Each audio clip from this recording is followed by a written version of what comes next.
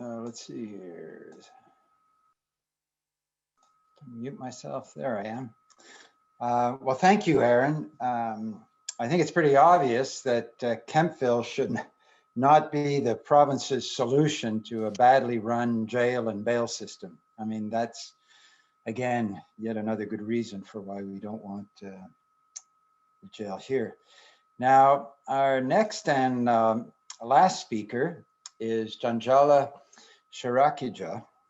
And Janjala is an assistant professor at the Department of Econometrics, I believe, and Business Statistics at Monash University in Australia.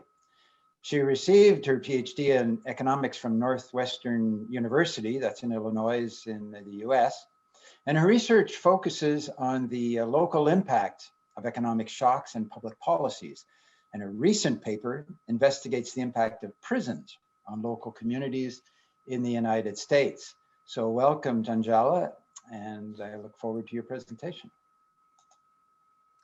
Thank you. Hi, everybody. Let me share my screen.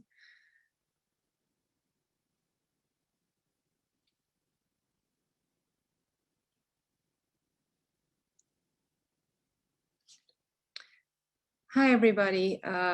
It's very nice to meet you all.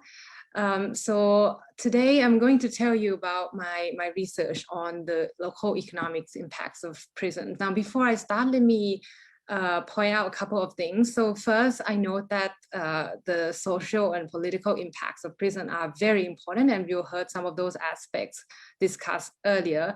Now, the research that you're going to hear me talk about today is going to focus on the economic side of things. So I'll be telling you both about the economic costs and benefits of having prison in a local town, and I'll tell you objectively what the data has told us.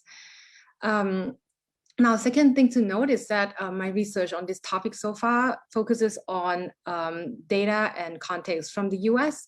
And so, of course, there'll be differences across places, but I'll also point out some of the general lessons that I think can be useful for a town like Kemptville that must decide whether to allow prison in their town. Okay. So let me just jump right in. As many of you have heard, I mean, both in the US and various other countries, there's been this prison construction boom, right? And so in the US, it began in the 1980s, and we've seen a huge increase in the number of inmates. So the number of prisoners, came from about 0.3 million in 1979, and it increased about fourfold and ending up over 1.2 million in the year 2000. Now, to accommodate those huge growth, the federal and state governments across the US have also built many new prisons. So on the right-hand side here, you see the map of the US, and the dots are the new prisons that they built in just one decade. This is the 1990 to 2000. And so they built around 308 new prisons.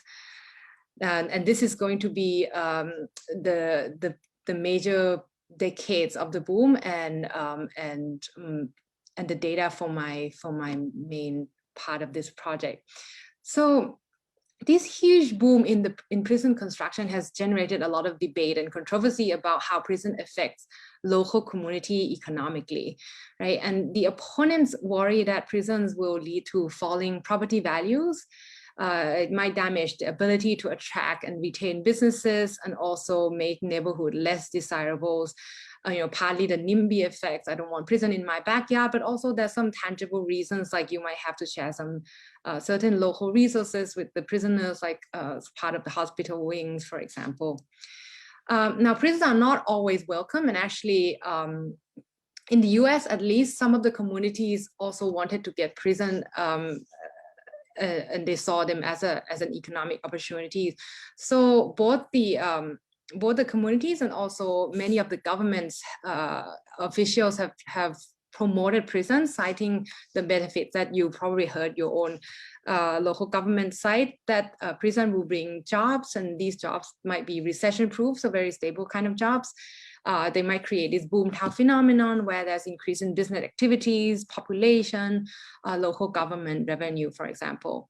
So far, there's a lot of correlational evidence, like anecdotal evidence, but we haven't had a lot of systematic evidence on the costs and benefits in terms of the economics side of things. And so this is where my research came in. So I'm going to be providing the causal estimates of the impact of prisons or local communities across various dimensions using many sources of data. So I'm going to be looking, at the impact on local employment, also housing values and rents. I'm also going to be investigating changes in demographic composition of the local population. You can imagine that potentially richer people might want to move away, and like lower socioeconomic individual might move in if the house price gets cheaper, for example. And I'm also looking at whether there's change in local government revenues and expenditure and local crime.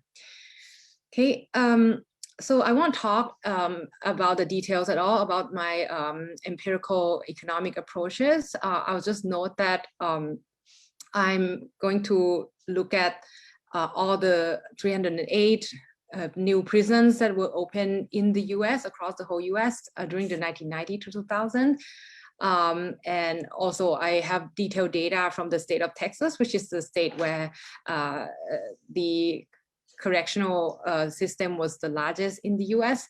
Over there, when they were deciding where to put the prison, they actually hold this statewide competition where communities compete to get the prisons. And so about 90 communities competed and about 45 of them won. So one of my empirical approach was also to compare those who won the prison and those who also wanted to get prison, but they were rejected and they didn't get them, and see how their subsequent economic outcomes compare. Okay.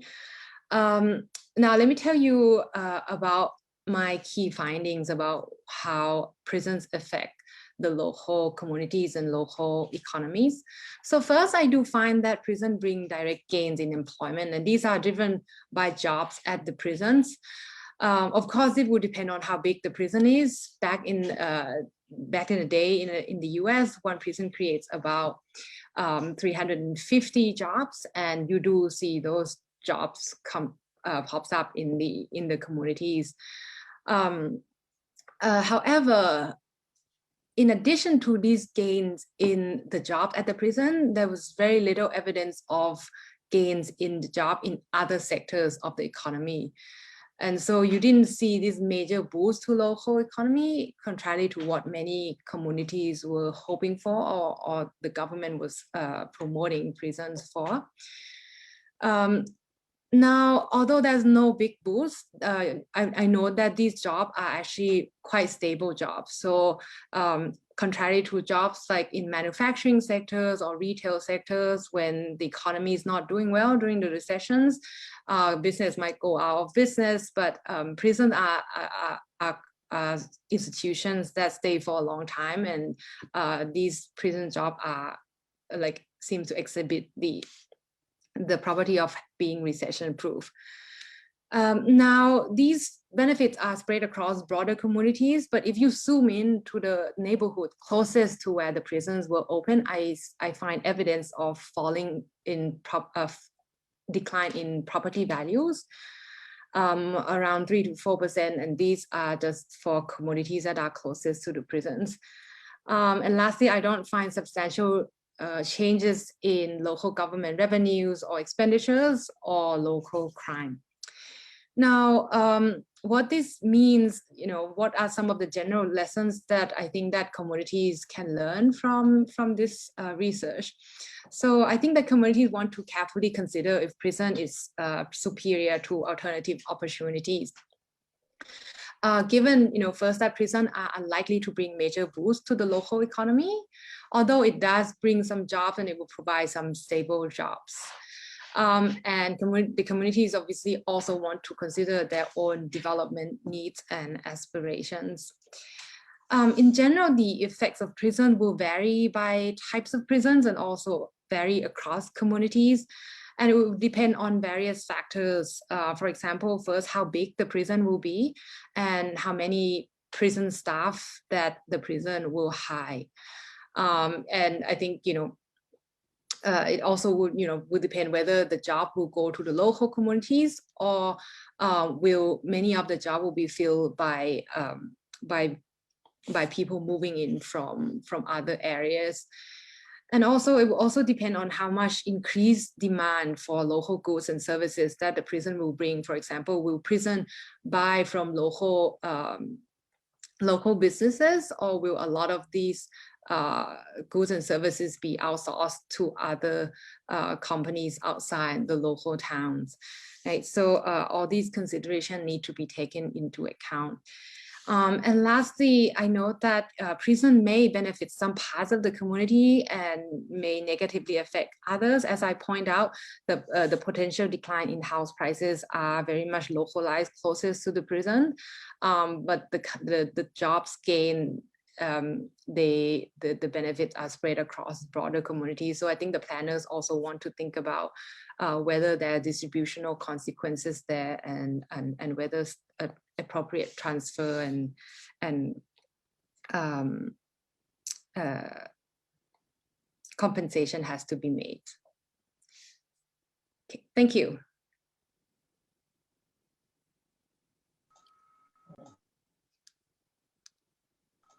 Unmute. Okay. Well, thank you, Janjala, for that information. It's clear that the research does show that there's not a significant economic boost. And we heard from previous speakers that even though the jobs may be stable, they're not healthy jobs, and they're from people who come from within the system in Canada, and so tend not to be anybody that will live locally or or that is hired locally.